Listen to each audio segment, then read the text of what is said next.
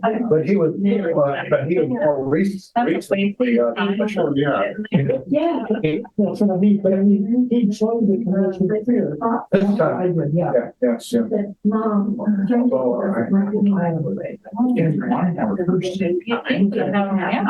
Yeah, really.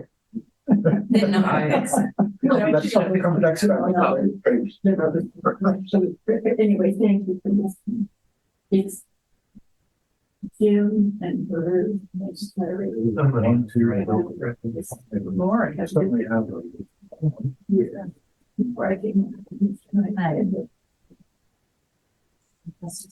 Well, there's 15 on, I saw it here. How much is it for? I think it's 5. Jim and the quorum's 5, right? Yeah. Yeah. Oh. I'm sorry. Hi, Brian. Well, I'm doing fine, but I'm just about to start a meeting. Is there something I need to know about real quick? Yeah, I can. It'll be a couple of hours. It'll be a couple of hours. Is that okay? Okay, good. Thanks. Thanks, bye. Well, I think. Oh, well. All right. Okay.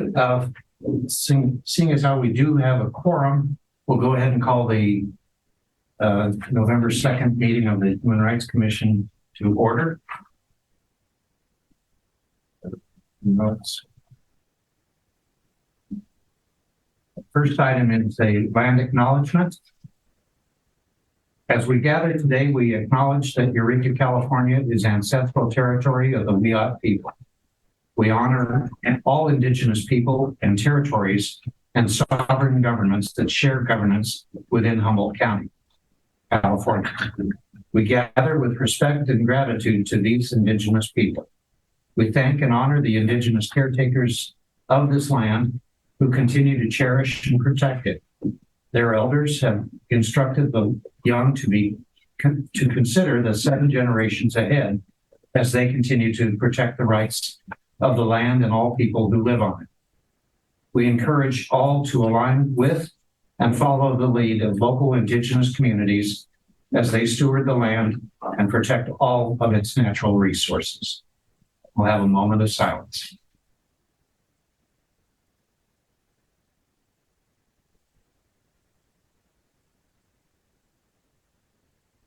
Okay, Ellen, if you could call the roll. Okay. Jim Glover. Here. Larry Miller. Here. Bert Locke here. Carol Larson. Not present. Guy. Yeah. Amy Jensen is excused. And Alyssa Norman here. Oh, wrong. Ellen Murphy, I am here. Aaron is excused. Lance. You may be showing up late. Okay. And Nazanin. Nope. Rick. Holly here. Kim is excused, and Lisa Sundberg is not present. Correct. A quorum. Oh. Yep. Thank you. All right. Are there any adjustments to the agenda that anybody would like to suggest? Okay. Item 5 would be item 4 would be the approval of the previous minutes. I don't know if you have any input. There were just some minor edits from Bird, but Maybe the same thing. A couple of minor things. One of them is that the forum often had, or sometimes had the U left out to be forum. So maybe that was something that Bird noticed also. Okay. You're both on top of it. yeah. If I could ask though, I know maybe there's a better way that I can send it to everyone on the all the commission members so they can make edits easily. Is there a better form that I can send it like as in like in the body of the email or as a Word document or as a PDF? Is there a better way that I can send it? Send it as a Word document. I can send it as a Word document. Then we do send maybe in a letter or something, if she wants suggestions or Send it in Word. Okay, great, thank you. Sure. Okay, then we'll consider the minutes approved as presented. And Mr. Morton is with us.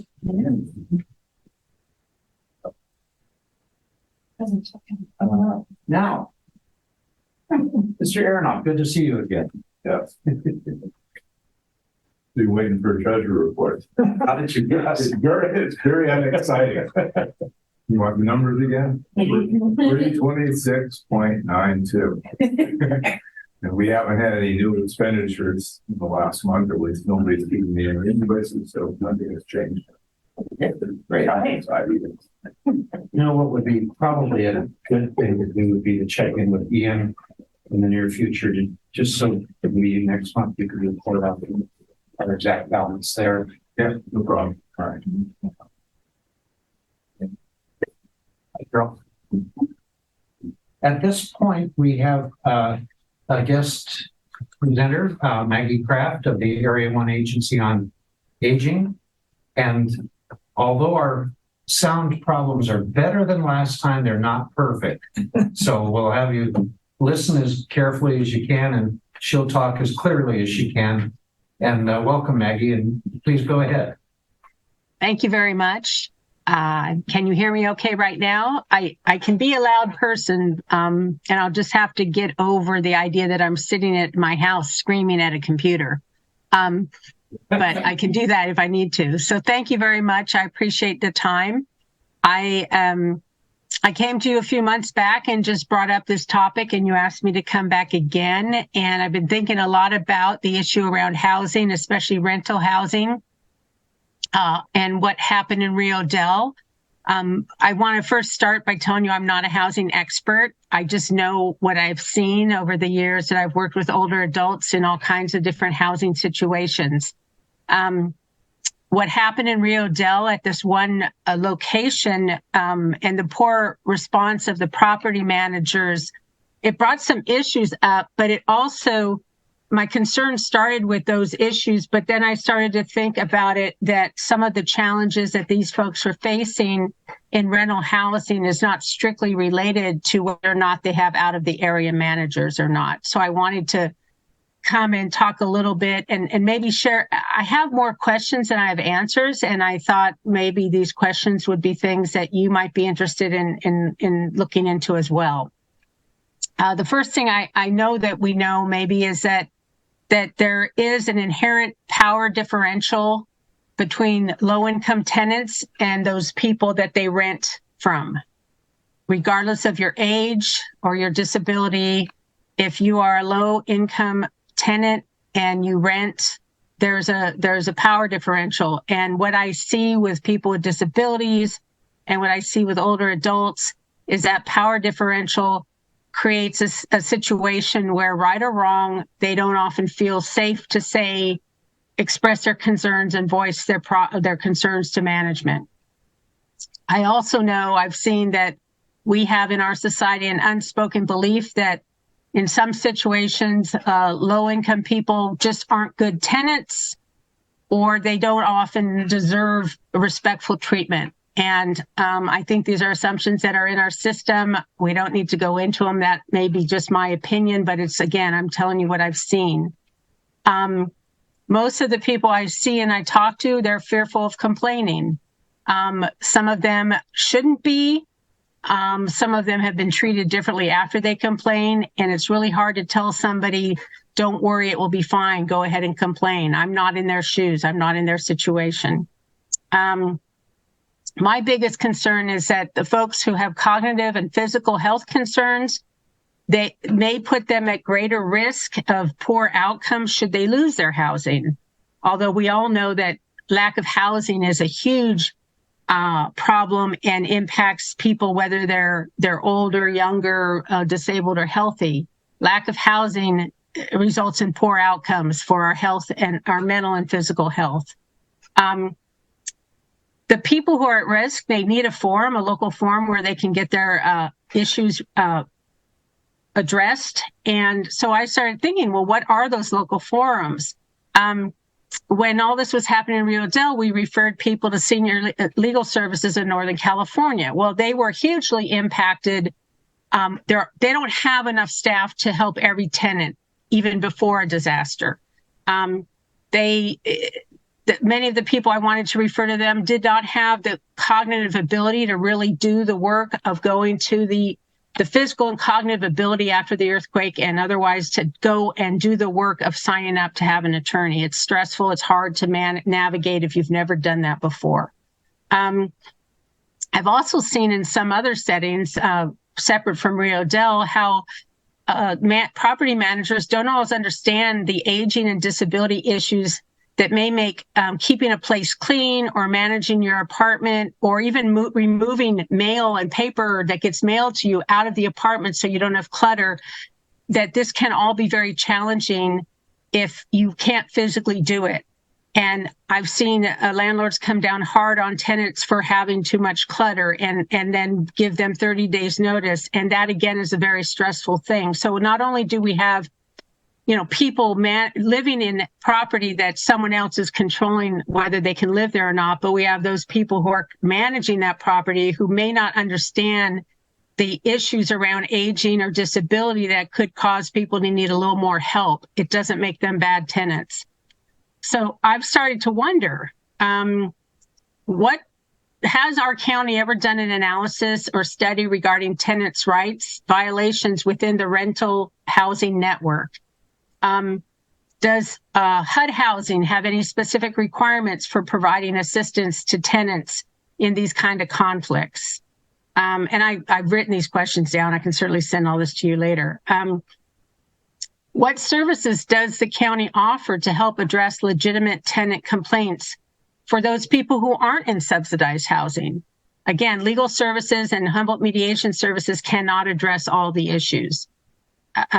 And what are the safeguards offered in Humboldt County to ensure tenants are treated fairly and respectfully? And this is whether they're renting from property managers who are local or not local, or whether they're renting from individual property owners. We all know housing is very challenging in our state. We recently heard about Cal Poly deciding that students who are quietly living, enjoying, there's legal language, but quietly enjoying their property or whatever in their vehicles are being asked to no longer park on the campus. We don't have great solutions. And I just think it's something that ought to be looked into maybe at the county level to see what is happening here. What are we doing besides telling a tenant if they have a disagreement with their landlord, they can call legal services? What are we doing? I mean, what could we do? I'm not sure there's an answer, but what could we do? How can we make sure out of the area property managers are accountable to our community? Again, there's the challenges. Without these properties, even more people would be houseless. But we cannot simply say, well, we better not, push a little bit, because what would happen if they weren't here? I know that was a big concern in Rio Del when those properties, especially the larger property with I think 80 plus apartments, got red tagged. There was concern that what if the owner of that property just decided it wasn't worth fixing? So people didn't want to come across too demanding, and I get that. But what do we do? What do we do for the folks that, for whatever reason, aren't safely housed in homes that they might own and have paid off? What do we do for the majority of the community who aren't in those situations? So I'll stop there. And yes, that's what I wanted to share with you in a nutshell. Okay, thank you. We'll take some questions. I see one of the people on Zoom has a question. I can't. Lori, would you like to ask a question or make a statement?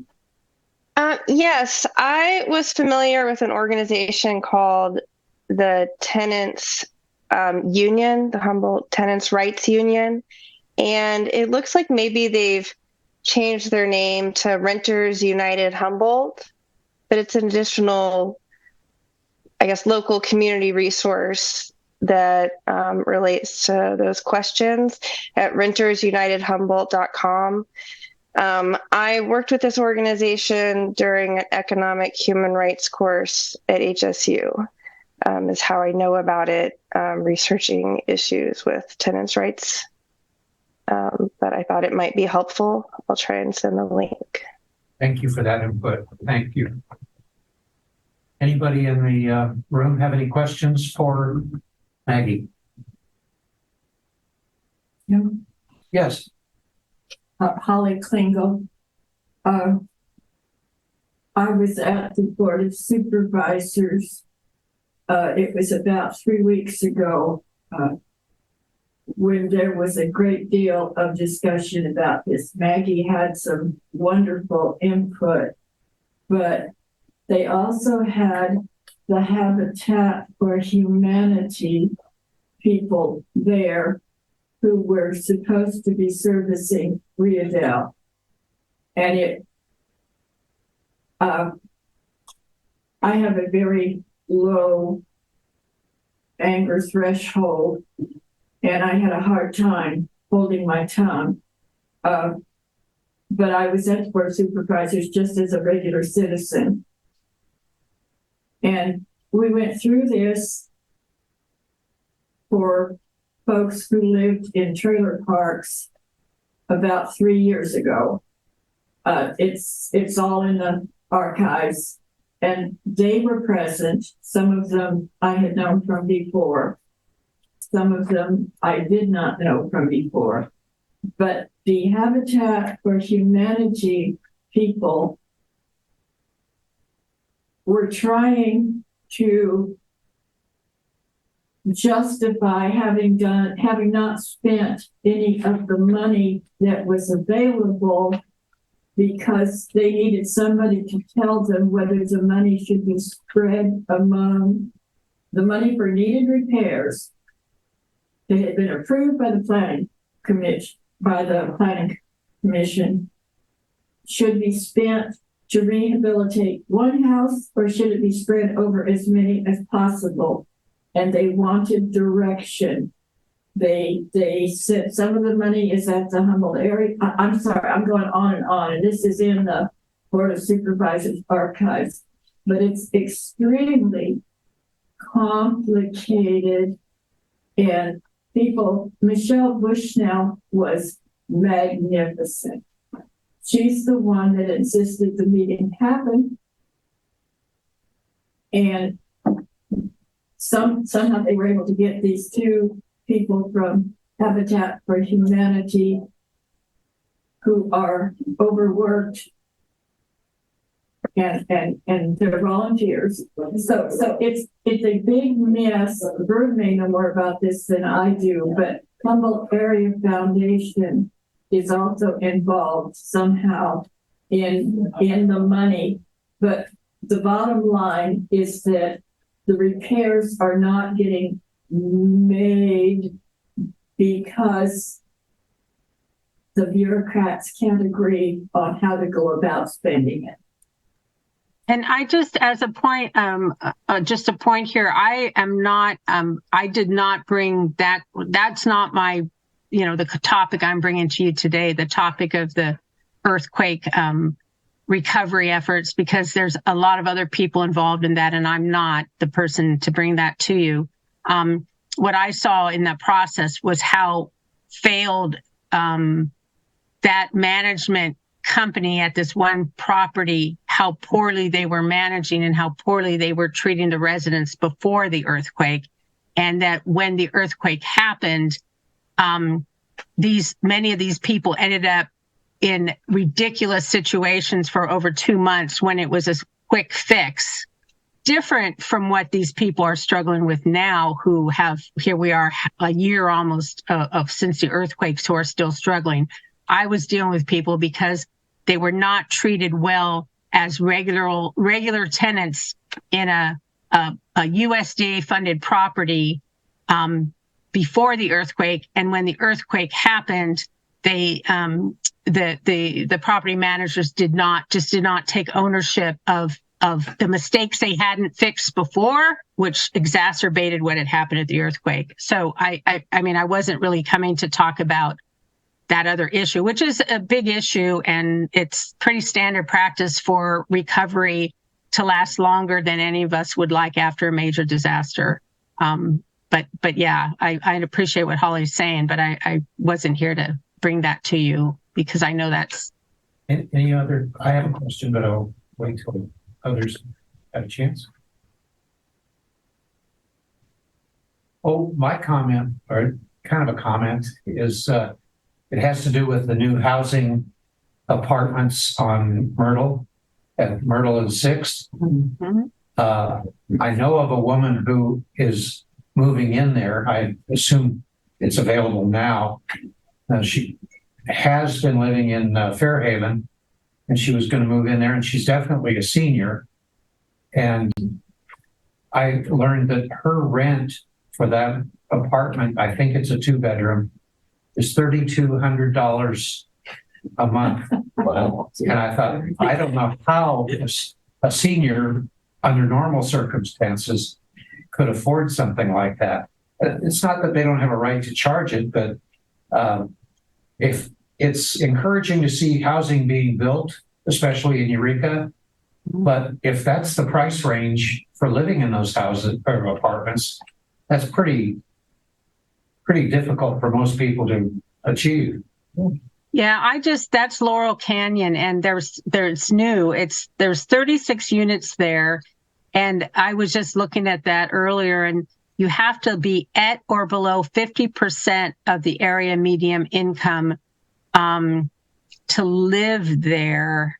And so for one person, that's just under $29,000 income, annual income, 29,000. So for that rent to be that high with an income like that, I can't speak to that because I don't know if, how, I just know what I see on their website in terms of what they're charging. But I think your point, that is not HUD housing, that is affordable housing. And what we have to remember about affordable housing is that it's not all for lowest income. It's what they're trying to do is create housing that can be tiered so people pay what they can afford. But I don't know the rent for that. I think there's probably but the city, that is something certainly the city was involved in that project, and they could provide more information to your group about how that works. They also, the rent goes up if that's more than one person. So they charge rent by the it's not as simple. It's not as simple as just going and renting something like I would do. It's got other ramifications. And but yeah, housing's expensive, and because we don't have enough of it, and that's going to continue in this state.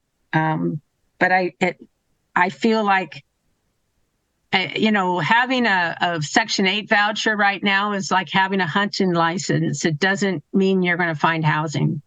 And so we have a lot of housing challenges for sure. Alyssa? Hi, Maggie. Hi. Also, something that I've been talking about at TSIL for a while now with individuals who are on limited income, like Social Security disability or Social Security retirement. We're being priced out of homes. They are now starting to require the ability to bring in 3 times the price of rent to be able to get into a home, even if it is a low income home.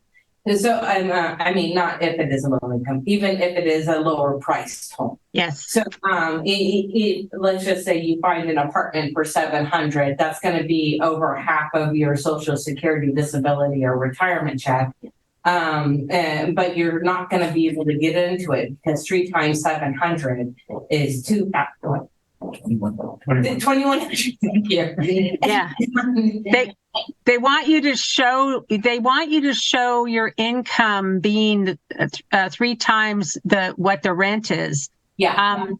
And in a perfect world, we would all have our rent only costs 1/3 of our income, right? I mean, in a perfect world, that's the target, that we should not spend more than 1/3 of our income on rent.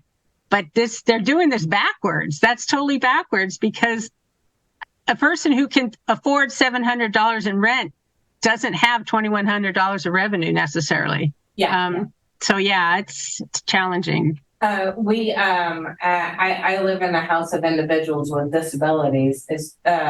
And we actually are having a hard time paying our rent, even though it's federally reduced income rent. Because like Maggie was saying, as each person increases in the household, the amount of money that you can make, it kind of goes down.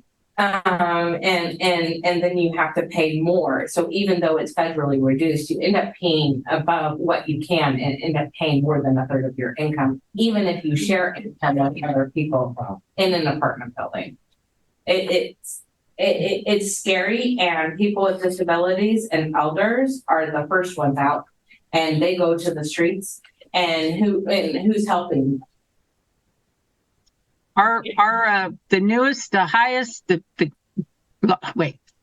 fastest growing homeless, houseless population in our country right now are people 50 plus who have never been houseless before.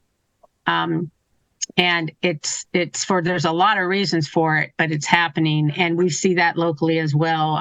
Arcata House Partnership, they serve a lot of older women who are now without homes, and for a variety of reasons. And it's serious. And so when I look at these women that I worked with at Rio Del, every single one of them was thinking, do I complain or do I keep my apartment? And so they complain to me, they tell me things, but I'm powerless to make changes for them because I don't run that place. And I'm powerless to, during the earthquake, that management company did not respond to one of my requests for them to respond, not even a response to my emails or phone calls that told me to go to hell. Not even that. They did not have the decency to even say, thank you for letting us know. We're well aware of the problems. They could have said anything to me, not a word. And so I went home every night to where I lived. These people, if you've never been about to be houseless, I think it's hard for us to completely comprehend the stress that this causes for people. And there's lots of things that happen at the Rio Del Terrace apartments I'm not even going to get into because it's more of a book than a presentation. But it's real. And I just hope that maybe there's a way that you as a Human Rights Commission can be looking at safe, dignified housing as a human rights issue and maybe ask more questions at the county level about what are local governments doing, not just to build housing, which we need, but how do we respectfully protect and raise up the people who are living in these houses who feel like, oh, I've got my house, I better be quiet. I'm not allowed to complain. I'm not allowed to say this person's not treating me well because I'll lose my housing. How do we provide a respectful way to deal with that? I'm not saying they shouldn't pay their rent, and I'm not saying they should ruin the place they live. But I'm saying if they're doing what they need to do and they're asking for due consideration to be treated well and be respected, and they're afraid to do that because they think they're going to lose their housing, how do we address that? I don't know. I missed the group that you said didn't respond to you. That was AWI. They are the property managers. They are in, where are they? They are off in Auburn. And they have local managers who responded when they felt like it. I did get an immediate response when I texted the property manager to let her know that a couple of her apartments were being yellow tagged. And she came right over. But it was a mixed bag in terms of responsiveness. Larry will have the last question tonight. Okay. Yeah, do we not have the legal tools that are necessary to address a lot of these issues? And like the Northern Indiana or Northern California Legal Services had, a full staff, would they be able to handle the vast majority of these situations if they had enough people, paralegals, whatever? Because we would think that there are laws against the landlords doing what they're doing. It seems like. Yeah. Yeah. I think it's tough to say what a full staff would mean for if we were to say that everybody who needed help with a landlord-tenant issue had to get an attorney. That should be the best way for us to go with these kind of conflicts. But yeah, they do have a challenge. They have a funding challenge, but they also we give them a lot of funding right now. They can't spend it because they cannot find staff to work. So, and then that money we're giving them will go away at some point, and then the people they might have hired, they will have to pay them a different way. But yes, staffing's an issue. The complexity of being an attorney and explaining law to these clients is also very time consuming, because a lot of the folks they're dealing with have not ever entered into this realm before, and it's time consuming. I would love a way that we didn't go to lawyers every time we had problems. But that requires both people feeling that they have equal footing at the table. Tenants, sometimes the only way they can get the attention of their landlord is to go to an attorney. And that's not ideal. It would be nice if when they're, people resolved issues at the lowest level possible. We'll take one more question from Lance. Thanks, Kim. Hey, Maggie, how you doing? Good. How are you, Lance? Is that you? Did you come in late? All right. Yes. Way to go. You both so damn old. Pathetic. Maggie, yes. Anybody here know how property managers are licensed? Are they? That we might look to is there's got to be some kind of oversight capacity for property managers. I've been involved. I'm pretty sure property managers need to work through someone with a broker's license, a special real estate license above a real estate license. The real estate, you have to actually have a broker's license in order to do property management. That makes sense. So, thank you. Responsive to that. I mean, bad actors in the real estate industry, who would it go to address that issue? Is that local, state, county? But I think we need to find out. I went through the process with my granddaughter 5 years ago after my house fire, and we all had to move out. And so, State Farm had a lot of money, so the property managers were eager for me. But I tell you, it was a pain in the ass. They had all the power, and the tenant had none. And because housing is so difficult to find here, $3,200 for a 2-bedroom apartment. That's hard for me to understand. I've looked at real estate here, and you can get a nice 2-bedroom house for $3,000. I don't understand how they could possibly get that. That's weird to me. But property managers need to be held accountable, and I think in Humboldt County, they've been riding on the fact that there are so many customers for so few resources that they're very arrogant in the face of it. So I'd like to see us do a little more groundwork on who reports to who's responsible for what, and how that gets played out.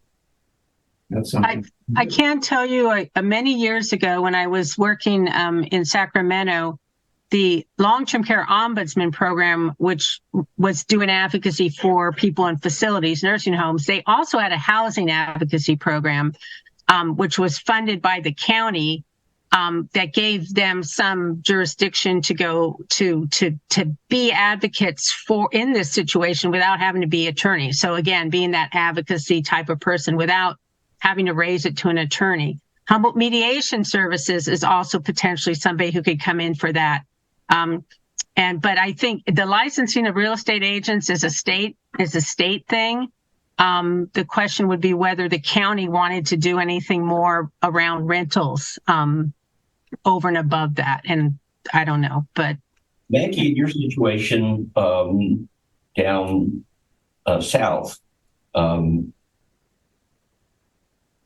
was there ever a thought to better understanding what the issues were, especially having to do with social service, adult protective services? I mean, didn't that agency get involved to advocate for seniors in that situation?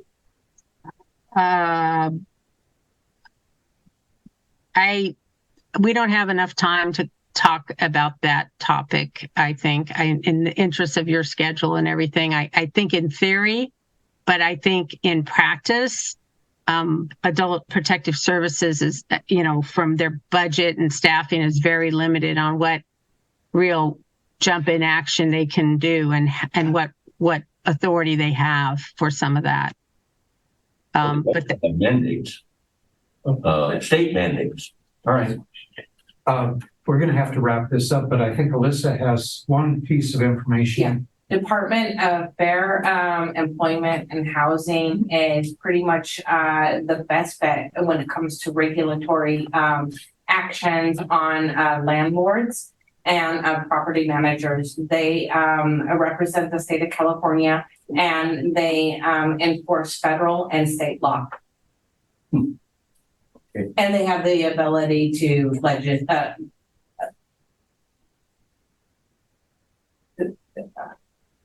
Enforce? litigate. Oh, okay. I knew it started with an L, but I didn't know if you were breaking up or what there, but okay, I got the word, litigate. Well, I appreciate your time. I know this went longer than you anticipated. I appreciate your thoughts, and I certainly am interested in talking to you more about this if there's something that, if this is an area that you want to do more looking into and seeing what we can do for our renters in our community. Happy to hear from you. we'll be glad to get back to you. And you said you had some materials you might share with us. Just more detailed of what happened in that space, but I'm not sure you need that. I don't have any client records or anything like that I can share with you. So, but I mean, I guess it would be depending as you move forward, what it is that you would want from me. Yeah, well, we will definitely stay in touch with you. Okay. Thank you very much. Thank you so much. I appreciate it. Nice seeing those of you who I know. You're very small, but it's nice seeing you. Thank you.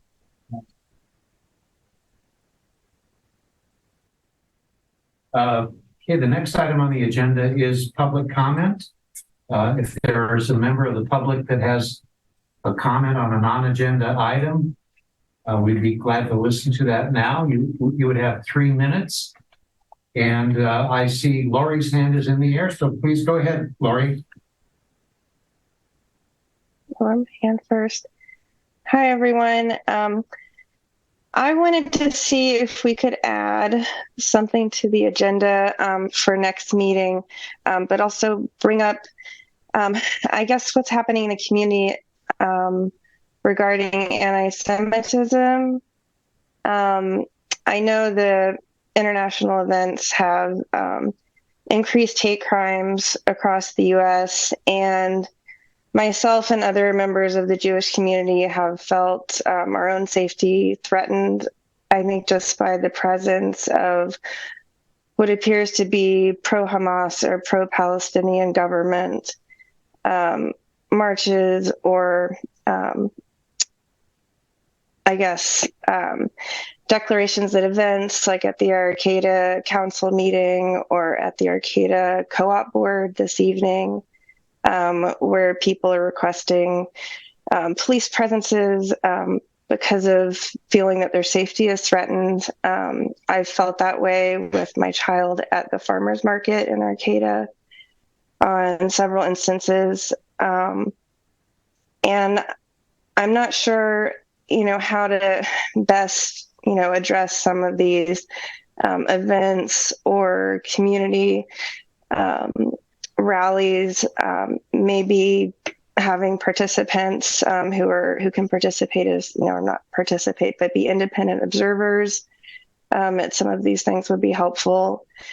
But I think also making, public statements as a county or a declaration, like even from the Human Rights Commission against hate crimes or anti-Semitism in a time, when a horrible, international war crime was committed based on religion, and calls for hate crimes around the globe seem to be happening. There is an increased concern locally in this area that I'm wondering how the Human Rights Commission can best address and help with that. Thank you very much. I don't normally comment on public comment, but we do have a statement that I'll be reading in a little bit that's relevant to what you've just brought up. And I would encourage you to, if you could jot down some thoughts and send an email to our commission at hr@co.humboldt.ca.us.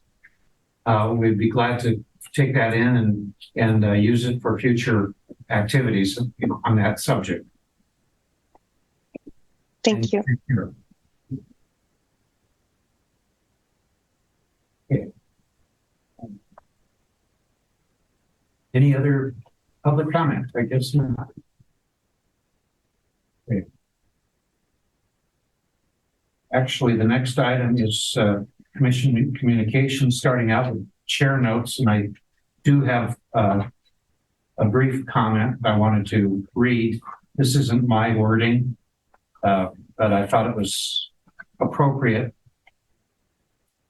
because I was just made aware today of some of the issues that Lori was bringing up and of back and forth going on between various factions in the community and some intolerant acts.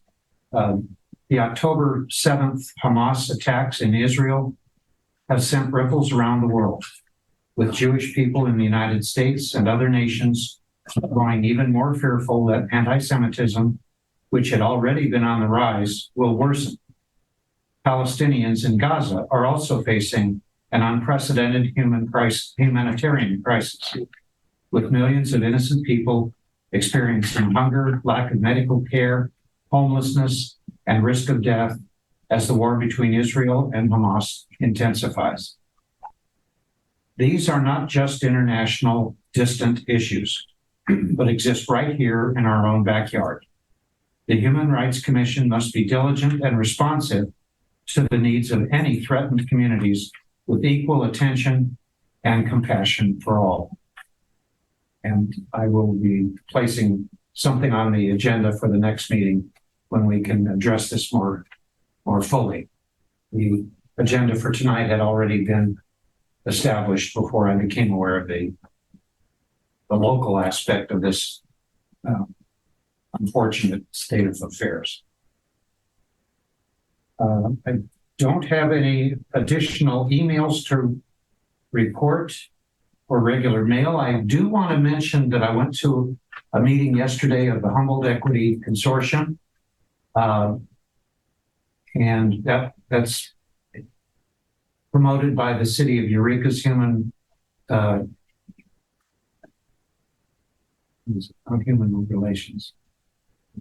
Resources Department, and it's attended by a variety of people from the community.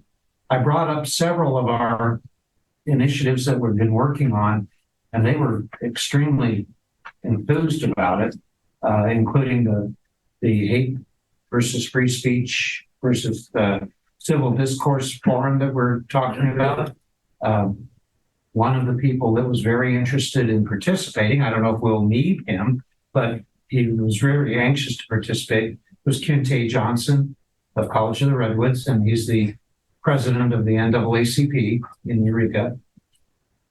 And there were comments from a variety of people there, including the idea that we could, well, I should save this for your report, but I've got a few other things that were brought up that I hadn't considered. But that's as far as I'll go with that. They were also very enthusiastic about a youth human rights commission. They wanted to see what would be involved, and because Cal Poly and CR both have representatives there, I think there's an opportunity there to make some progress as well. That would be awesome. I think so too. We can send them invites. So are there any other commissioners that have any announcements or communications? Sure. I do. I don't know how many of you are familiar with the Southern Poverty Law Firm, and the magazine they put out, which is called Learning for Justice. The most recent one has a great deal in it about social justice and about civility and hate speech and so forth. When I'm finished reading it, I donate it to the library. So anyone who wants to get it can go and read it. And I do have one copy that I may refer to later with our committee.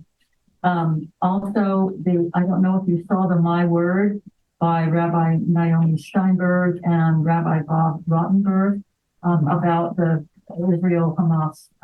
I'll send that around if people would like to take a look at it, and then that might be part of what you want to teach them for our next meeting. Sure.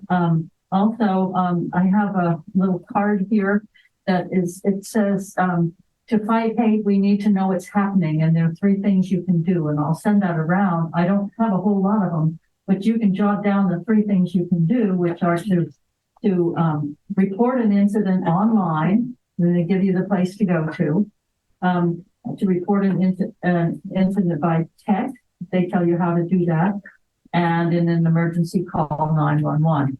So those are things that I think we should all be aware of and use them if we see hate going on. The last thing is I did attend at Jefferson School on Saturday. It was housing and art, and was very, very interesting from the Arcata House partnership and all the things that they are doing. And I picked up I guess you'd call it a graphic booklet about housing. And if you want one of your own, I'm sure you can get it from Arcata House Partnership. So I'll let everybody look at that. So thank you. All right, thank you. Jim? Yes, Larry. Just real quick, I was hoping or wanted to let everybody know if they haven't had an opportunity to read this week's North Coast Journal. There's an excellent article in there about the incident that happened in Arcata concerning some protesters that were protesting the Palestinian situation and confrontation with some members of a CR baseball team. It's quite scary. It's on the plaza. On the plaza, right next to the plaza, included. Read that. I don't want to go into the details because it's pretty incredible and pretty scary. And there were, epitaphs hurled, and there was some actually physical things. One of the protesters, ended up on the hood of the car. There was 2 female protesters, Cal Poly students. It's being investigated by university police, but it's pretty scary. Thaddeus Police from the Journal wrote an excellent, dealing with all the allegations that were made, and very scary. I think that it would behoove us all to be aware of that. And there's a big stack of the journals as you come into the courthouse, out in the lobby, just before you go out the door. Excellent. Good. Good. This article, or this event was also in the Times Standard this morning. Yes. So we can get a little bit more on that. A lot going on. Do you want, can I just slide this to you? Oh, I'm sorry. Yeah, it's okay. That, here, you want to use, So, thank you. I'm sorry. Yes, sir. That's a commission. I mean, this is such an awful situation. Says the commission, are they interested in being kind of like taking the lead on how you dish through all of this with Palestinians and Jews? And I mean, this is nasty. Do we want to beg off or do we want to weigh in? Because I can't think of an organization in the county with a better reputation for dealing equitably with issues like this than the Human Rights Commission. I agree with you. I think we should be weighing in.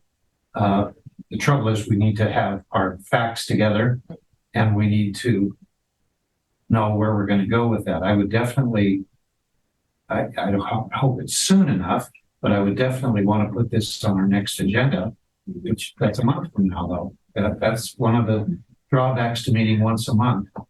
But I would favor that. Bert and then Larry. And we're looking at the whole wider issue of hate speech and so forth. Correct. For the forum, and we have a committee going on with that. But as you say, it takes time for us to do this. I don't think we should not do it because it takes time. No. But we maybe want to look in December if there's something we can do in December to, something we could say, a my word or something. We do have our rapid response letter. I wasn't made aware of this particular situation until this morning.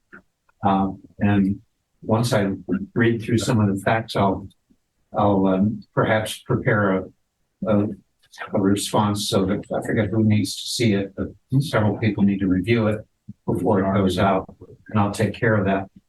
Lori, we'll get to you in just a moment. Holly? Back during Occupy, which now seems like ancient history, I think 2016, 2017, there were people that had the fluorescent jackets that said independent observer on the front and on the back, and they were equipped with some kind of a device, either like what Lance is working on, or like this. And one of the things that several of my more out there friends and I used to do was when we saw what looked like someone being rousted. Y'all know what rousted means. Okay. We would just park and watch, and whether we were recording or not, hold our phone up, and frequently the roustee was left alone. So there's all kinds of ways, even us feeble old women can help to de-escalate what is obviously a bad situation, because you don't have to turn on the TV to see it. All you have to do is drive down 4th Street or 5th Street in Eureka, California. Lori, go ahead. Here's another one. My question is about the independent observers. If it takes until next meeting for something to be put on the agenda or for statements, whatnot, what is the, process for getting independent observers, maybe even, at some of these protests or rallies before then? Is that a possibility? I'm sorry, I didn't hear can you repeat your point? I'm mostly wondering if there's a way to have independent observers at some of these events prior to the next meeting and having it put on the agenda or taking further action. Just what the procedure is right now for having independent observers at some of these. Okay, well, I can address that in this respect. It would take a little longer for us to organize that kind of an effort, but that doesn't mean that individuals, if they're informed of when an event is going to take place, individuals from this commission, I would personally be very willing to be present to observe, but I need to be kept aware of the when and where of the events, and I have to be there on time. Is email the best way to keep the commission aware of these events? That would be fine, absolutely. Thank you. The Human Rights Commission, during the timber wars, acted as neutral observers and would go to the sites of the tree sits and the demonstrations, and that was when the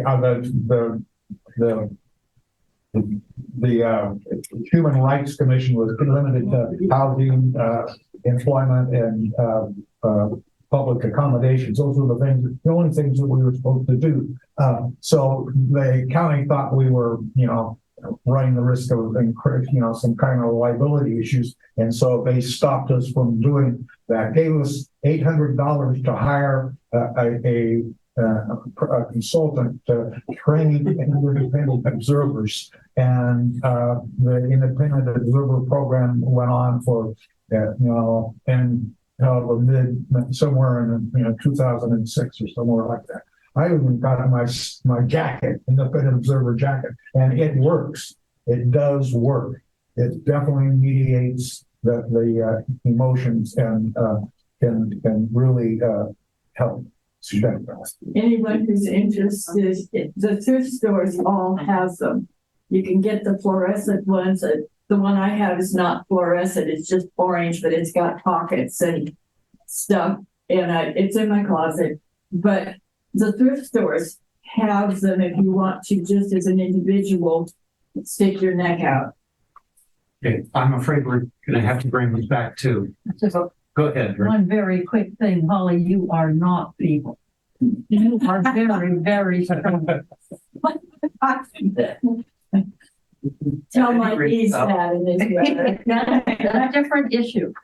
At any rate, Lori, if you communicate with us any information you have about ways in which we can show up either as individuals or as a group, we'd be more than happy to take a look at that. Next item on the agenda is Correctional Facilities Liaison Report. We had, between the end of September and today, we've had eight calls and one letter concerning the jail and inmates in the jail. I don't know that we need to really go into them. I handled them all. There was one lady that Kim spoke with, and yeah, things seem to be. Rick had the last, got the last one. Apparently, he didn't really understand or know, quite frankly, how we deal with the folks in the jail. And for those also that maybe not aware, if you are on the phone line and you get a call from the jail that you need to get a hold of me, and then if it's a female, it goes to Kim, and she'll work with our jail liaison. Bryce Arnold is her name. She's any of the folks that were on the tour had a chance to meet her. And we work out what the problem is, and the situation that Rick became aware of. The individual is complaining about medical services at the jail, feeling that he had a life-threatening situation that wasn't being addressed adequately. it came to me, I went to the liaison.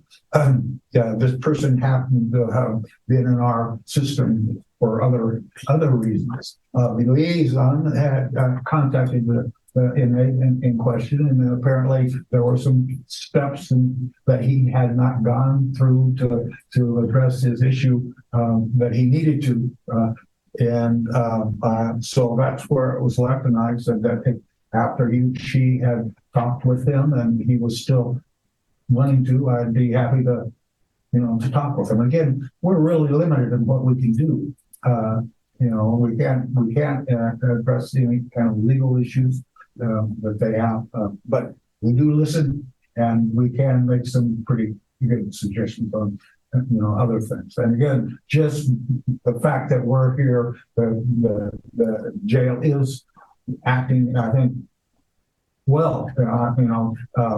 This one individual had earlier complaints about religious diets at the jail, and our liaison went to their cook and got the information that she needed to transfer to this individual, and it was taken care of. So anyway, that's kind of the long and the short of it.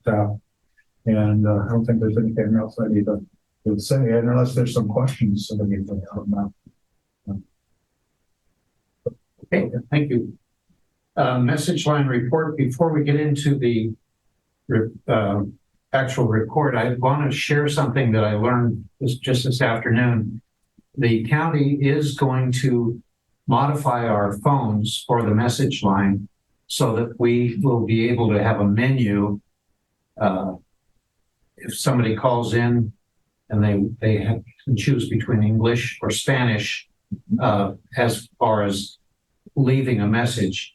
And of course, that leaves us with the other problem. We have to find an interpreter or translator unless we have somebody in our midst that can fluently interpret Spanish, we'll have to get somebody maybe in an on-call basis, something like that. But at least we're making headway, and they're going to be testing it. Probably it'll be operational before the next month begins. Making headway.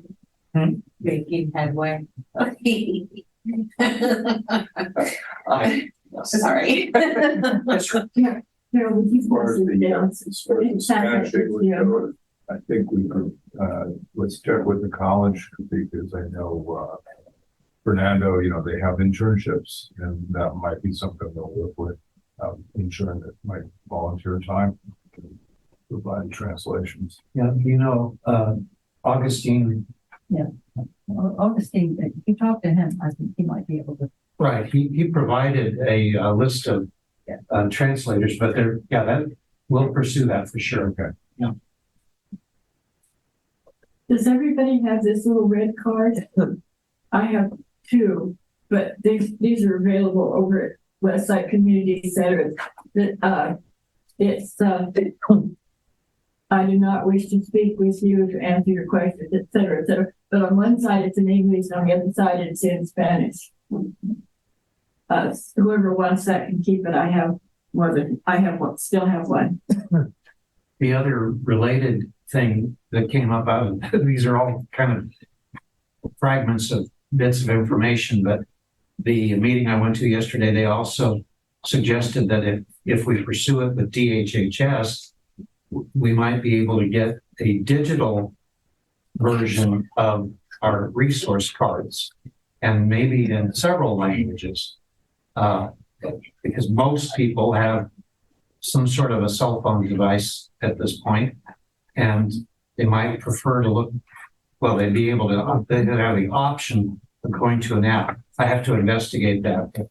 That may be the way of the future. It would be cheaper for the county to maintain in the long run rather than printing batches of cards. Yeah. Oh, So, But you have to have a device to read it, right?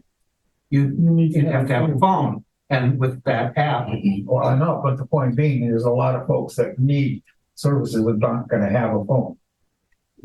True, but you'd be surprised how many people. Well, I know, but It's just a good way to augment what we have. I guess the best way to put it. but I don't give up on written for it. No, I If didn't. you have time to go over to Jefferson Community Center, West Side, 1000 B Street, they have just reams and reams and reams of information available there. And they also have a coffee shop. I'm gonna have to bring us back to our agenda here a little bit, so appreciate all the input. I don't know what I'm getting here, but I'll take a look at those in a minute. Yeah, Constitutional. would you like to? Well, Larry actually mentioned one of the calls that I had, and he was concerned about calorie intake for religious meals, and I think that was taken care of pretty well. I think they did a good job. And the other call that I got was a gentleman that we've heard from before, whose struggles, difficulties are beyond what we're here for, unfortunately. I think we all would wish him well. Well said.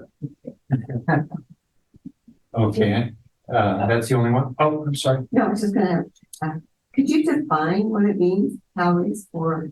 Well,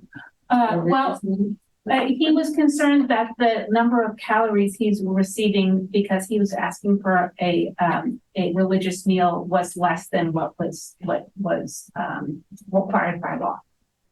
And that went to Larry, who went to the liaison, it seems like went to the kitchen, and were able to clarify the calorie intake.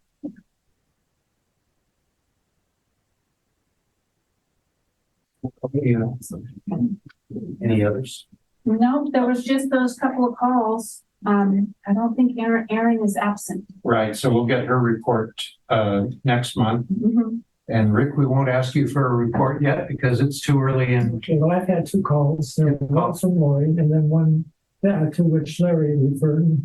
Larry handled that one very nicely. Oh, you got it all under control. Well, I've just got two calls. The month is early. Yeah, that's true. That's true. Okay, I hate to, does anybody remember who had the 16th? Yes, I've got, November is, Lance, December is Larson, and December 2nd is Miller. Larson, That was in the minutes. and you're the 16th through the 30th? 16th and 30th to the 30th of November is Lance.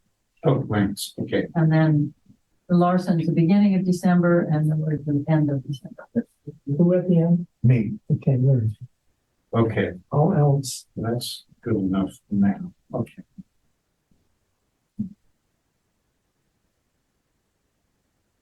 Right, standing committee reports. I know there's probably nothing to report on sanctuary, but again, in yesterday's meeting, it was brought to my attention that there's an immigration event at Cal Poly Humboldt, and I think the date is December 1st.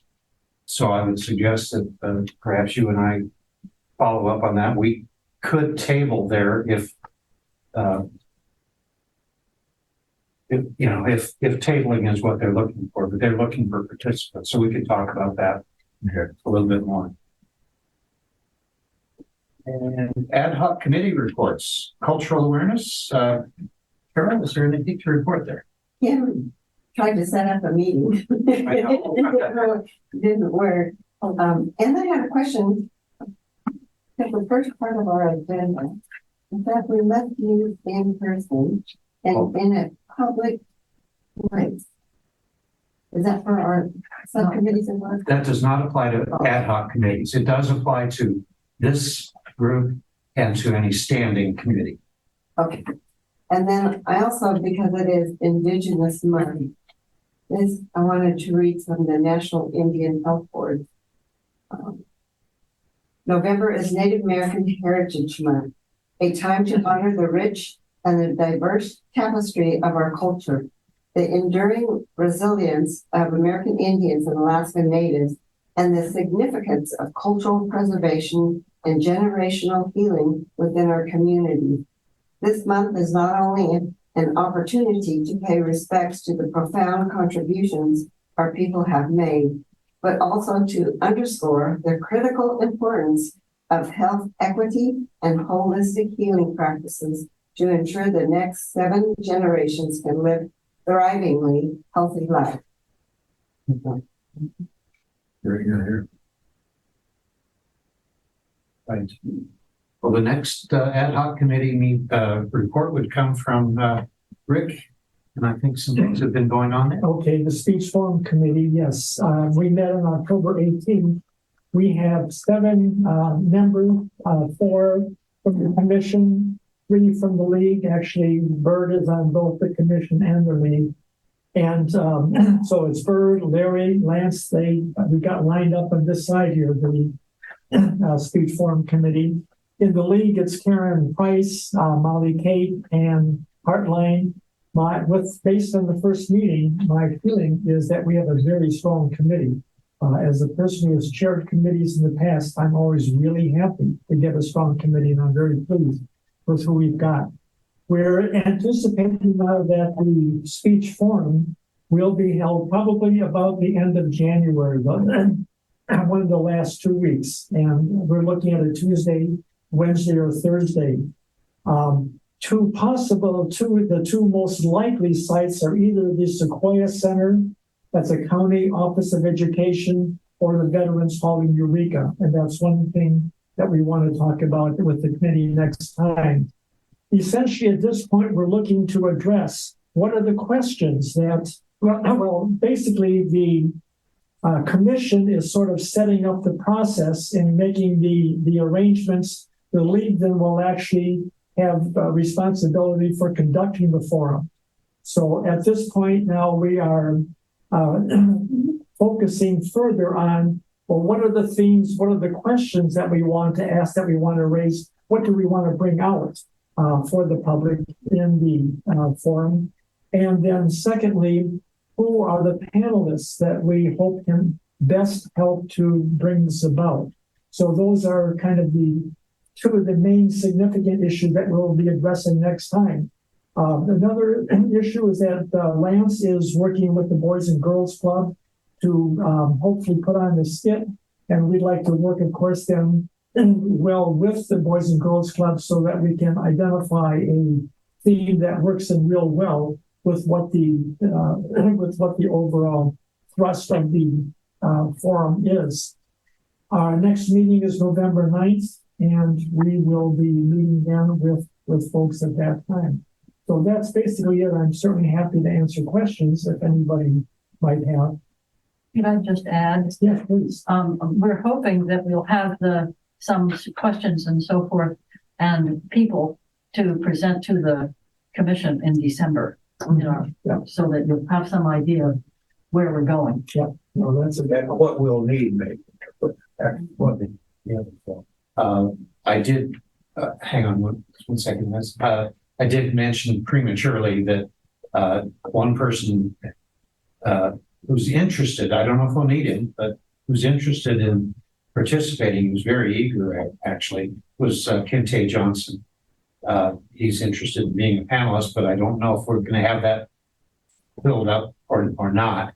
The other idea that came up was, regardless of what preparations we make at whatever location we choose, it was suggested also that since it's going to be on Zoom, or at least I assume it is, that we could set up hubs in various places in the area, like one in Blue Lake, one in Arcata maybe, one in Fortuna, where groups of people could participate rather than everybody doing it from individual computers. If you're thinking of the hubs, don't forget Garberville or Redway. I'm just naming some examples. Right. And the other thing is, since I am still driving during the day, I would vote for the Sequoia Conference Center as opposed to Veterans Memorial, because parking for the veterans, the lack of parking at Veterans Memorial, which is right in the middle of town,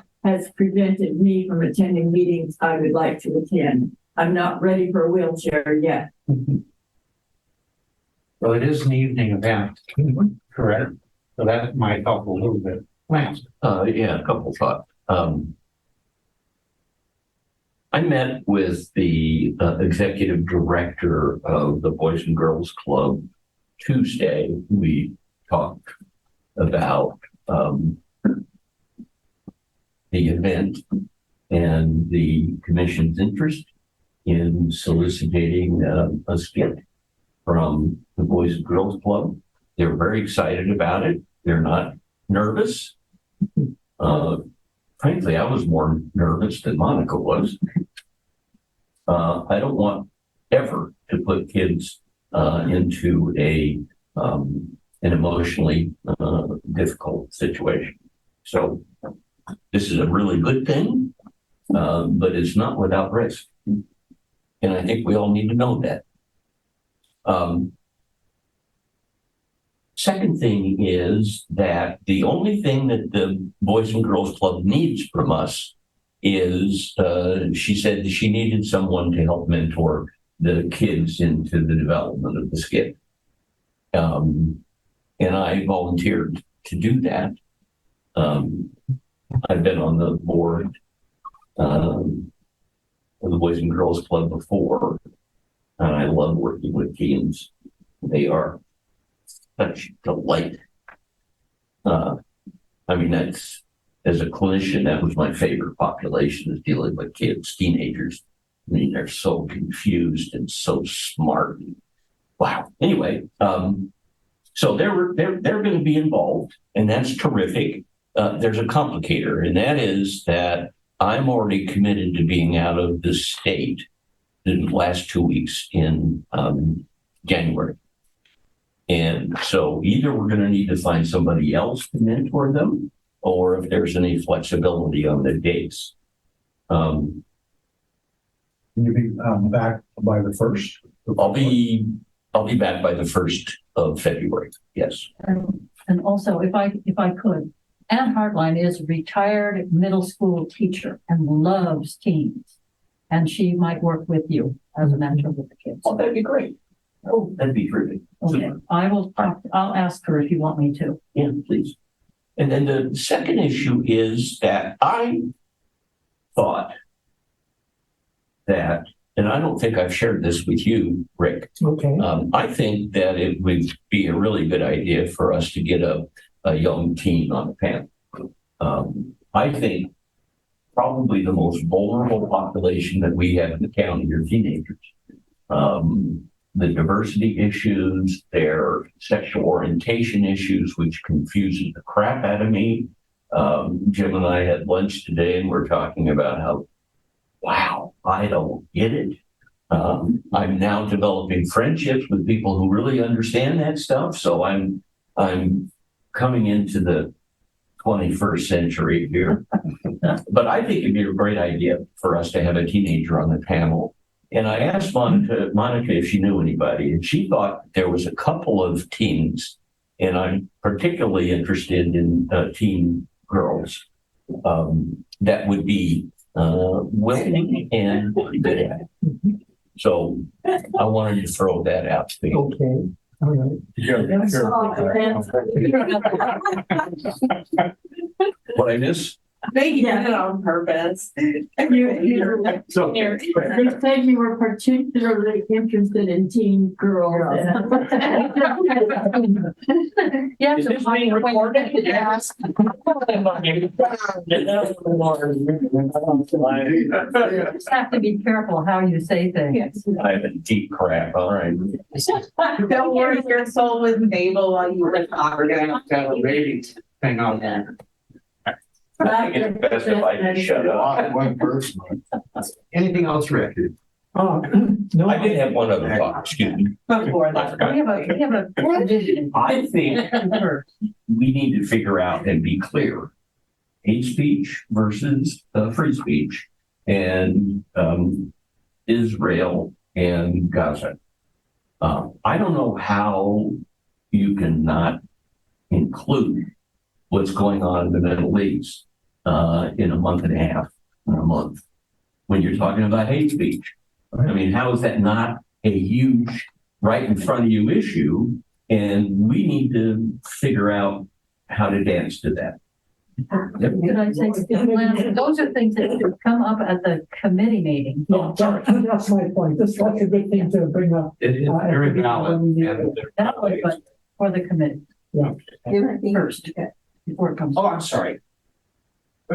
Okay, I was just gonna ask the committee, to consider having a person for the youth if they're gonna do the skit. If it triggers PTSD or if they need to have a release, because it's real prevalent in the schools. And so the situation, especially with hate, speeches might trigger some situations. And I know you're a former counselor, so you're there. But just to make sure. we can be aware of. Alyssa, Individuals often encounter heat.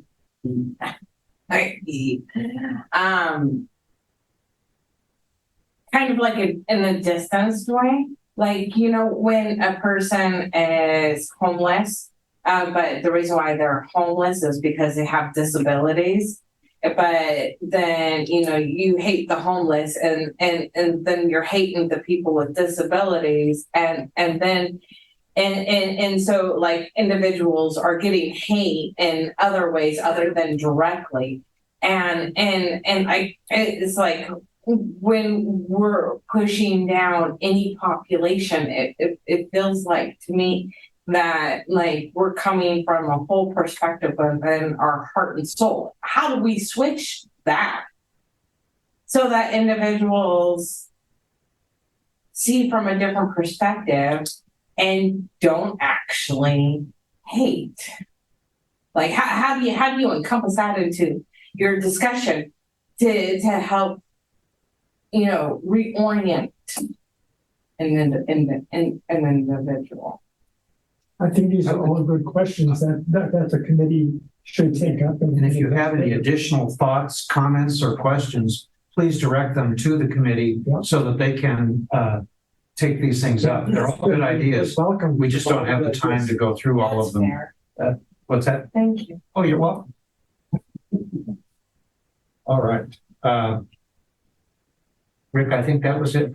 That's for me. I'm happy to answer questions, but I think that I like your idea too, just to email me, you know, with any additional thoughts that you have for the committee to consider, because we'd like to have it be as rich, as full, and kind of all the good ideas that we can generate. You've done a very good job with this, by the way. I'm impressed. Thank you. Okay, moving right along. The Homeless and Behavioral Health Committee, anything to? Well, last meeting where I was online and you barely heard me, I guess. Yeah, we can barely hear. I did send out, you know, a couple pieces of legislation that's up for election. And I don't want to belabor it today because we still have plenty of time, but we did not hear, I don't think you heard from anybody on the other side, and neither did I. So they don't seem to be real interested in sharing their opinions on housing for all, the initiative that Arkley, I guess, is behind. But I still hope maybe for the election, we make a decision as a group whether or not we are going to promote one side or the other, or that's not our responsibility as the Human Rights Commission.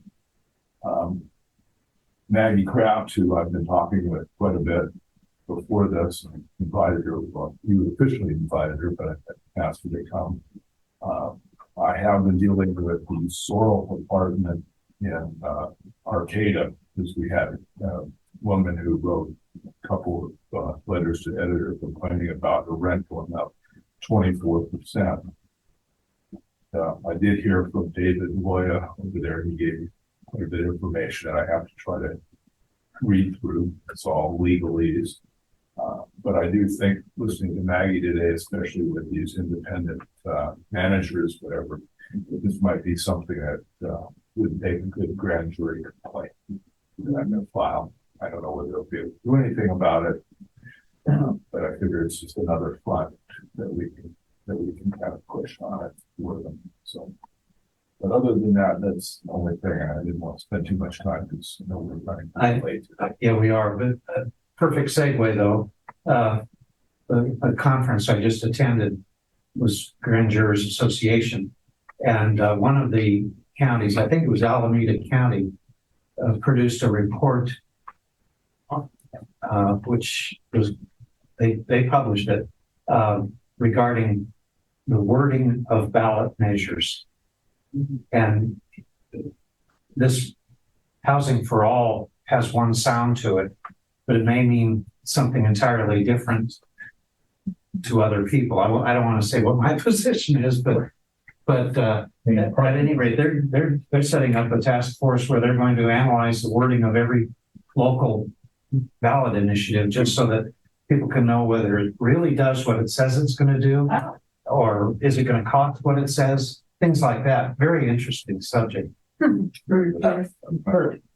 just wanted to mention, Guy, Starlene's form of the Arcata House Partnership has a great deal of information, and the partnership is doing a great deal for homelessness in Arcata. So she's a resource for you if you need it. Very good. Yes, Holly? And for those of you who weren't here when I first came in, or for those of you who don't know, I found my AOD bipolar daughter on October 13th, and it is absolutely incredible. She's coherent, rational, helpful, thoughtful. And I have her right now. She's in my apartment. I spent some time in Riadel today trying to pick up a box spring and mattress for her, and the lady wouldn't let me put it on top of my car. So I cannot tell you all of the work that we've done around these issues, at least in my one particular case, has borne amazing fruit, and I am so grateful. Next committee report would be the Indigenous Peoples report, but I'm assuming since Lisa is not with us tonight. Oh, I'm sorry. I know she's not here, but. Do you have something to report? Well, yeah, we met, and I won't, again, I think that was also sent out to everybody. She sent out a letter to the tribes of Humboldt County. So if you haven't had a chance to look at it, or if you didn't get it, I will resend. I didn't get it. You didn't get it? Please send that, yeah. Okay, we'll resend it out. But basically, it's asking the tribes to get together. It's kind of pushing. I think I must have had some influence on Lisa on that aspect of it. But the grand jury has 2 years running asked that the county have a tribal liaison so that they work together. And it's been either largely ignored or basically it's been ignored. And I think we're trying to make a common front with them now. Human Rights Commission, tribal commissions, and see if we can get them together and really push the board of supervisors to do the right thing, to actually have a liaison. So because the other issue that Lisa brought up, and again, we're running late, so I don't want to get into it, but if you haven't seen that along with the letter, we have the officer involved shooting in Hoopa. I don't know if somebody else in here can clarify that for me too, but we were supposed to get an update from the sheriff's department on what the hell happened over there. And the date on this is September 17th. It is now November 2nd, and I've heard nothing. So I don't know whether I've missed it or they just don't care because, you know, it's now old news and it's Hoopa. And that's a real concern. So I know that was one of the things that Lisa was very, very concerned with at that time. That's the guy that was shot on the bridge. No, maybe, I don't know. It says he failed to yield after a short pursuit. And I know there was a struggle that took place over there and he was shot. California Highway Code. Yeah. For the shooting. Really? But it's being investigated by the sheriff's department. Yeah, because there was a sheriff's deputy involved. Yeah. If you could relay, or anybody on that committee could relay to Lisa that if you want to develop a suggested action item for the commission as a whole, we could begin that coordinated front to try to get that liaison position developed, because it makes such good sense to have it. I can't believe they're not taking it seriously. Yeah. Yes. I would like to request that I be added to the homelessness behavioral health, committee. Okay. We can do that. I'm on because behavioral health. that makes sense. Consider yourself added. Yeah, but make sure you add it. Yes. A lot of people not add it. Hey, guys, Well, we can get into that in a minute. Yeah. if we meet again, I'm wondering if we can't get the county to actually assign a liaison, couldn't we have a liaison with that tribal group, from the Human Rights Commission? Wouldn't that be, I would think that would be a real positive. If we had any clout. Well, yeah, I don't know what do you mean cloud? It'd be just being able to transfer, Well, communicating is one thing, but recommending to the various agencies or the board, I don't know. But Recommend to the board. I don't mean to cut everybody off, but can we leave it to the end because that's our added information? That is Yeah. true. Yeah. Okay, all right. Yeah. Okay. Is there, I know that Jamie is not here tonight. Is there anybody that wanted to share briefly anything about the Youth Human Rights Commission? Yeah, we got a lot of wonderful new documents that are gonna help us when it comes to developing the policy and procedure around the new Junior Human Rights Commission. And luckily Jamie has a student who's gonna transcribe all those documents into a digital form for us. We are looking far and wide for other examples. And we're looking at communication and integration of the Junior Human Rights Commission into the Human Rights Commission in part, and also oversight and so many wonderful things. So we are plugging along, doing a great job, and we have the next meeting already planned. I don't remember off the top of my head where it is, but it's going very well. Thank you very much for that. Plugging right along. Okay, well, moving on to unfinished business. The first item is a proposed donation policy. And this would be an action item proposed by Rick. Okay, so I can say it, but I'll just real briefly, I move that if a member of the County Human Rights Commission makes a monetary donation to the commission's treasury, that member need not recuse themselves from subsequently voting on motions calling for spending of money from that treasury. Second. Who seconded? Holly. Holly, okay. All right, And what you're saying is that it would not be a restricted money, it would just be a donation to go into the treasury. It would be, what's the, I can't think of the word here, but basically unencumbered, I mean, that there's no direction put on that money, it just simply be a general donation. Could we just say makes an unrestricted monetary contribution? Okay, Because then that means it's not restricted to a specific thing. one question might be, does that have to be somehow designated as this is unrestricted? I mean, on a check, you can put that on a memo line, Well, if it's on Visa or as something. long as you didn't say this is for Okay, Rick's lunch. yeah. Well, I mean, okay. I think that would be a good way. It doesn't limit how it can be used at all. It just means that everybody has a clear understanding of how it's going into the fund. Yeah. Right. Well, and I'm assuming too that conflict of interest issues still hold regardless of where the money is being spent. Yes, So and by the way, so it really shouldn't make any difference. I mean, if any of all of us want to donate money to the fund, it still would hold it. I can't benefit directly. Exactly. Good. Right. That's understood. and I do want to mention that all of this has been passed by the county council. And she was perfectly okay with that. Good. Do we need a Discussion. Any other discussion on the item? Are you accepting that signed amendment to Sure, that's fine. and the And second? you, That was implicit, but I mean, The first and the second, except the amended wording. Okay, all those in favor of passing this motion, please put your hands. One person's not voting. I thought I would recuse myself. That's a very good thing. It's funny. He wants to be it. If it passes, it's got to pass by the majority here. And it does. By being somehow last vote or something. Nine yes, any nays? One abstention, I'm assuming. 10 people.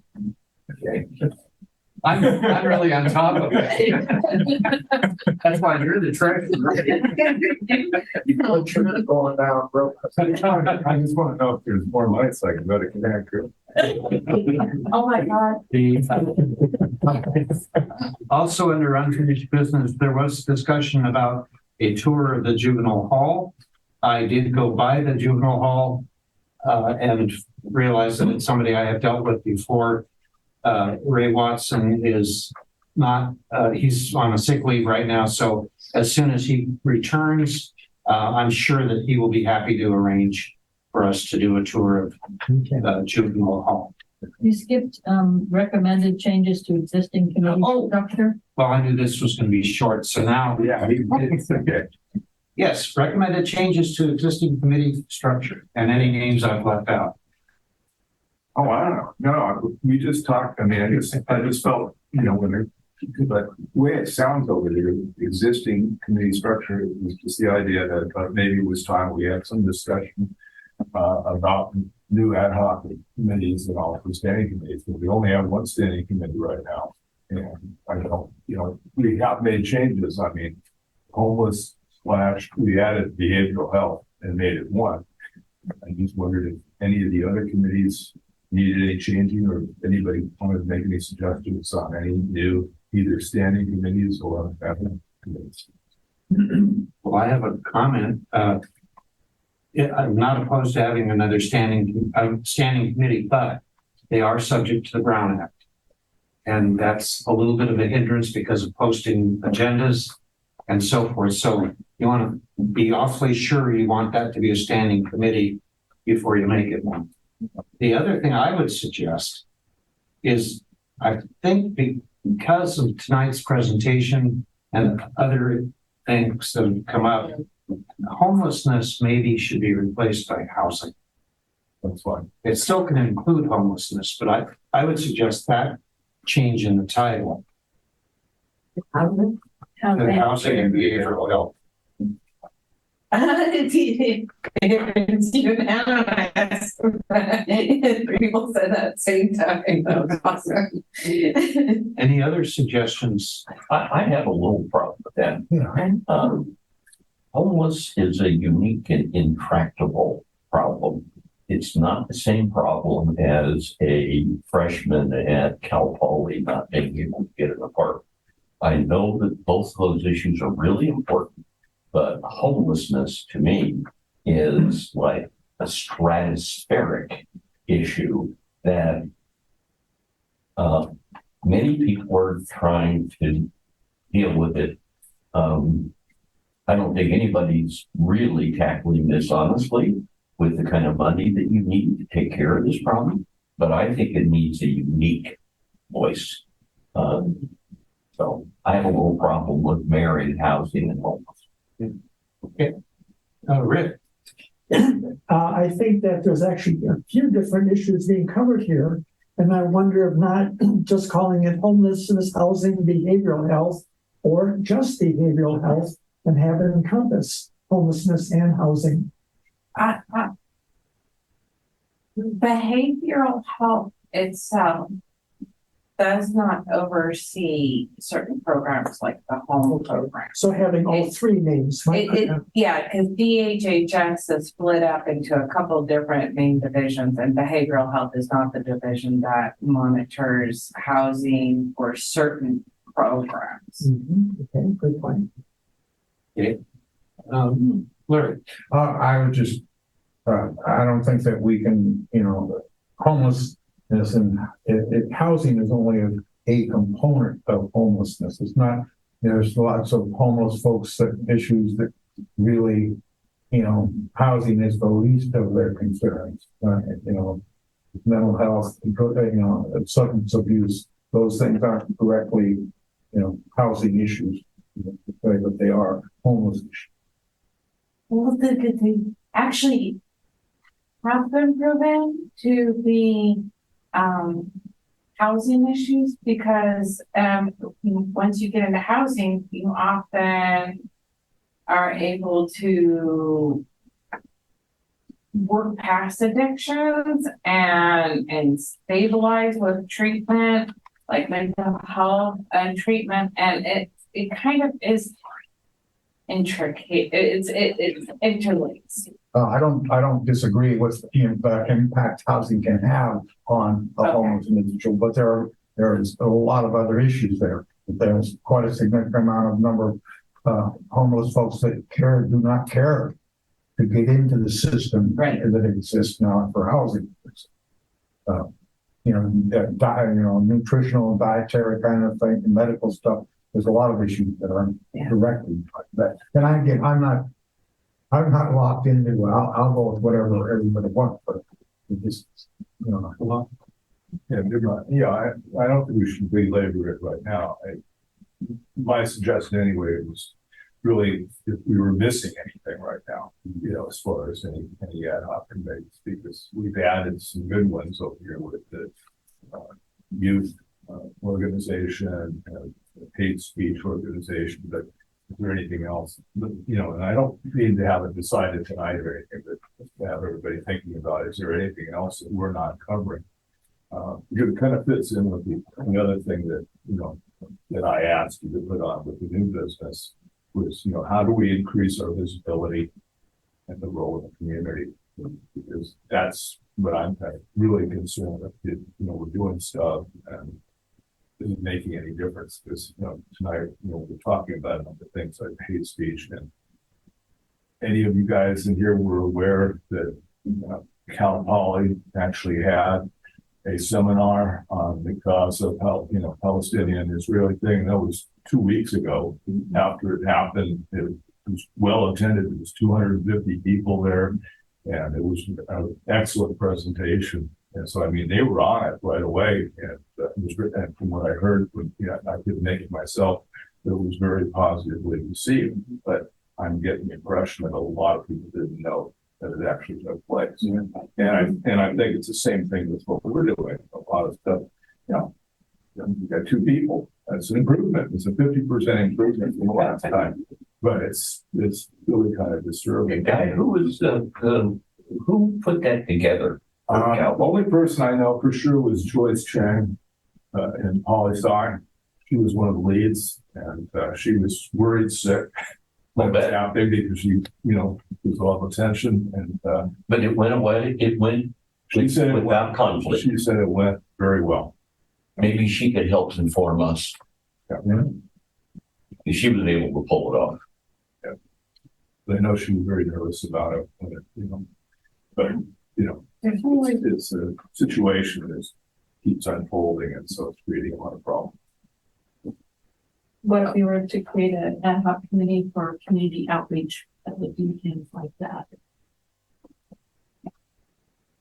One of That's what you're one of the other suggesting, yeah. things I thought I'd do, and I'm not volunteering myself, although I'm willing to do it at least part of the time, is we have Larry doing the correctional facilities report all the time, and active with it. We don't have anybody regularly attending board of supervisors meetings. We show up occasionally, but maybe. No, I go every Tuesday. Oh, good. Well, that could be part of that. But that would be a good thing if we can sit there and keep hammering at these guys at every meeting. We used to have a time standard person that came every month. Whatever happened to that? They don't have any reporters. that's why. What? They don't have any Electronics. Electronics is what happened It then. is. Technology. Yes, I remember that one. Well, maybe we could help the time standard get a little more action. We could benefit each other. I'd really like to see the time standard come here, and especially now reporting on the electricity in the community, the Palestinians and Jews, and holy crap. This is a great opportunity. It's a great time for us to do this. And yeah, news sites are going by, I mean, hell, they just arrested a bunch of in Alabama. You see that today? They arrested, oh God. Anyway, yeah. What do you think? Asking the time center to be here, is that what you're specifically asking? They could zoom in. Well, yeah, it's always available. Or maybe the journal. Why not the journal? They're healthy. Oh, yeah.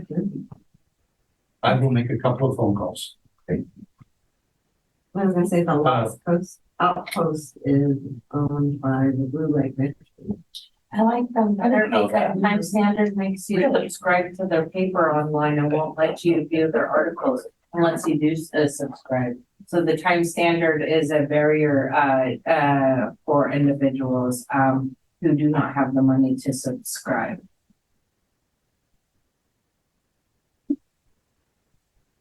Did you, Alyssa, you had your hand up before you said. The only thing that I see in the ad hoc committees that I'm personally invested in that I do not see present is ADA accommodations. Okay, remember that an ad hoc committee focuses on one issue at a time. Right. So there are times when there might not be an issue. There are other times when you really could focus on one. I'm not opposed to adding that. Let's talk later. I'll tell you what I'm thinking. Okay, sure. Other comments or thoughts on committee structure? Some of these committees we have a tough time getting together as it is, so creating a bigger group is a little bit of a challenge. Yes, ma'am. One of the things that we probably should be looking at, for example, with the youth council committee, at some point, if we get that going, it would either have to be a standing committee or one person who would be the liaison to that youth group. That may be possible to do with some of the other things that we're doing, is having just an individual rather than a full committee, depending on, what we've done and what we've accomplished with it. So I think the youth one is a good example of how that probably will happen. That's what we hope. That's what we're looking for. But that's why they have endings. Why? And that's why you have a specific goal that you're trying to reach and that has an endpoint. As opposed to being a beginning. And I think that's one of the reasons probably that the homeless one at some point might turn into a standing committee because it is a standing issue. It seems to me that the purpose that sometimes is talked about when we talk about houselessness is beyond what the purpose says. Right here. So that's it makes more sense as a standing committee. Right? So on that particular one, are we in favor of leaving it the way it was, homelessness and behavioral health? Yes, I think we're reading it. We're not changing it to housing, we're changing it to, we're just Leaving that alone.